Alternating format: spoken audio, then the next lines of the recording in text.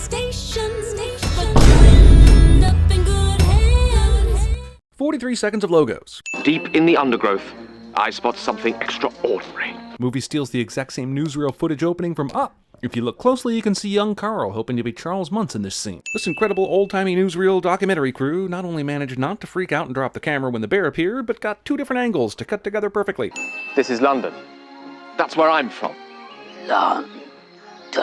Man, these bears picked up English fast. Caesar needed a special serum and 3 movies to get it down, but these bears have it in the first 3 minutes. Also, I get that they learned some English from Montgomery, but how did they continue to learn English once he left?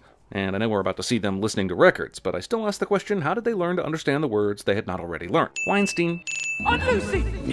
Uncle Pastuzo! So the bears kept the names Montgomery gave them? I mean, they had bear names, right? But Uncle Pastuzo! They're ripe! Okay, I'm not gonna lie, this Paddington cub is about the most adorable thing I've ever seen. I'll take a few sins off right now just to ease my conscience for tearing this sweetness a new earthhole for the next 10 minutes. Setting aside the opposable thumb issue, for these bears to construct this contraption through the woods would not only have taken more years than their lifespan would allow, but all sorts of construction equipment they just don't have.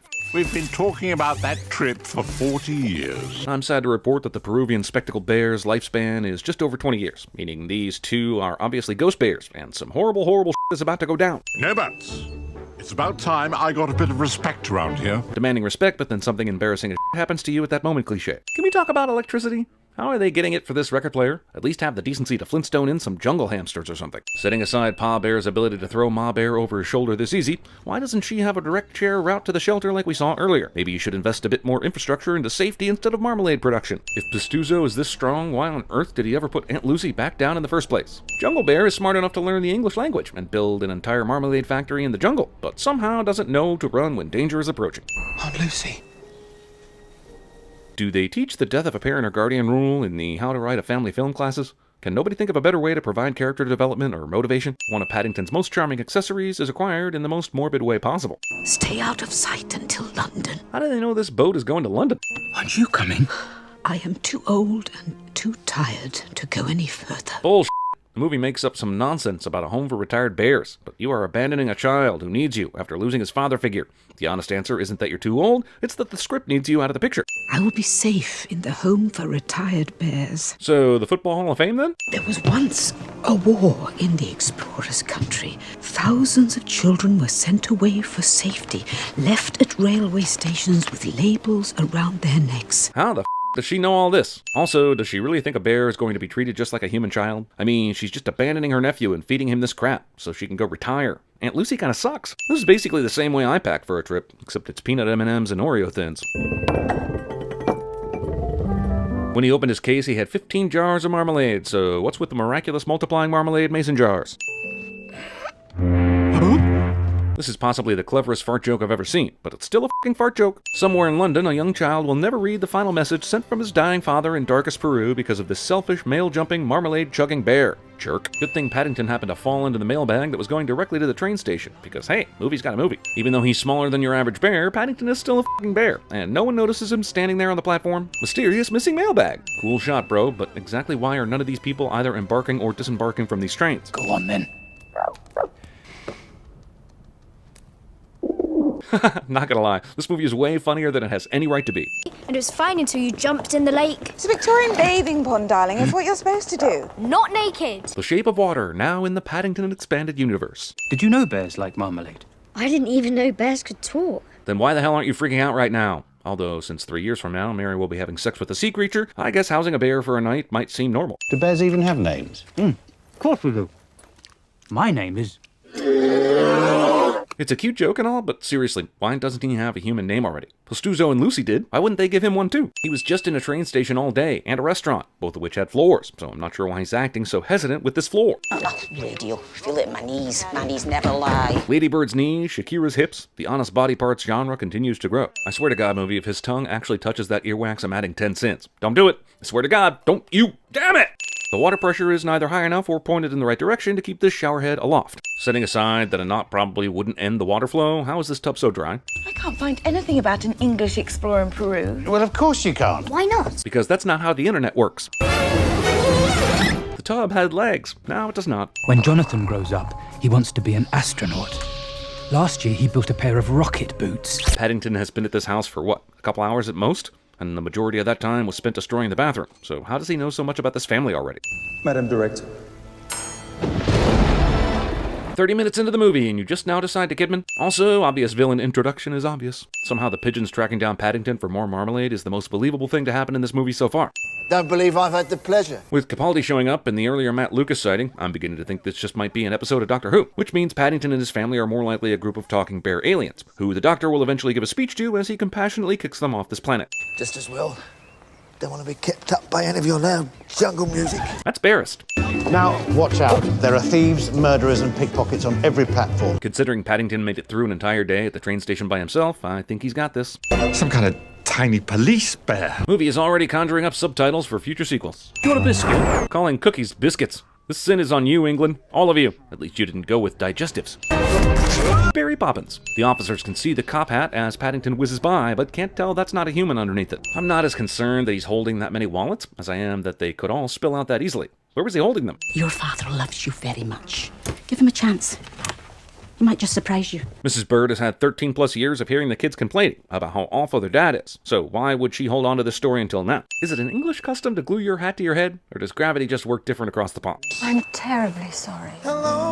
Someone's looking for a new companion. Also, this scene must have been a favorite of all the young Lionel Richie fans in 2014.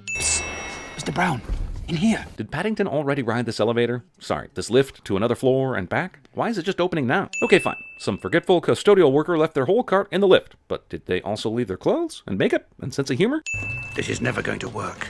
Mrs. Downton Fire would be excellent at CinemaSins. Nothing draws a crowd like a sandwich clogging the pneumatic mail system that no one could have known was going to happen. I think it's Marmalade. Well then, I guess you could call it a marmalade jam.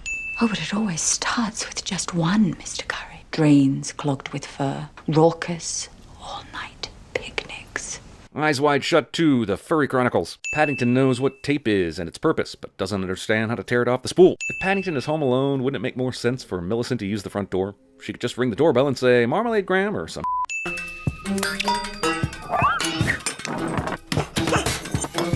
Deus Ex Rube Goldbergia? Well, it had the head of an elephant and the body of a snake. Okay, fine. The gas mask maybe sort of looks like an elephant if you squint and have a PhD in disbelief suspension. But the body of a snake? A snake? And he's a bear.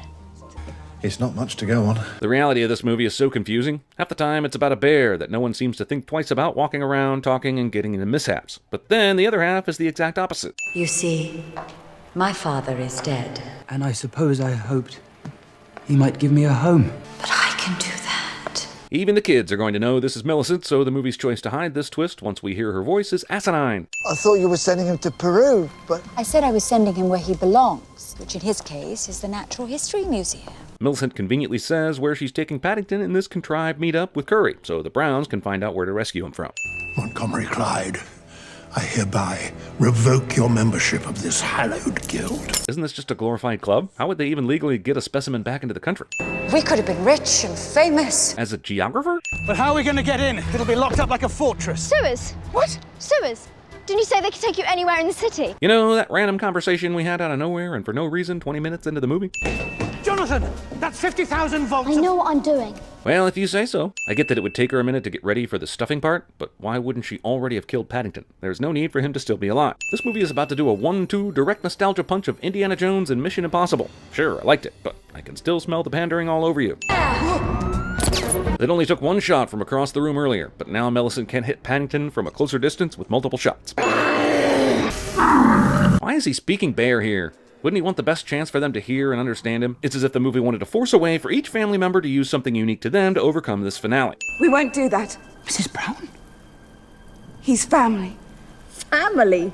You're not even the same species. This is a common thread in Sally Hawkins' filmography. I swear that's my last Shape of Water reference. I've never stuffed a human before, but Paddington is really just an origin story for Millicent's future serial killing. The sandwich clearly dropped before it got to Millicent, so why are the pigeons still going after her? A door that big is a horrible design flaw for insulation and general practical use. Unless, of course, you need a convenient last-second save for your cute bear movie. Movie sets up the band as the villains in the sequel. Their rage stems from never being tipped by the Browns, even though they pass them every day. Not a bear in sight. The Bear Patrol must be working like a charm.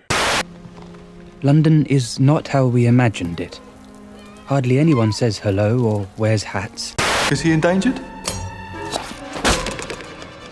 You must be Mr. Gruber. Hans. Bobby.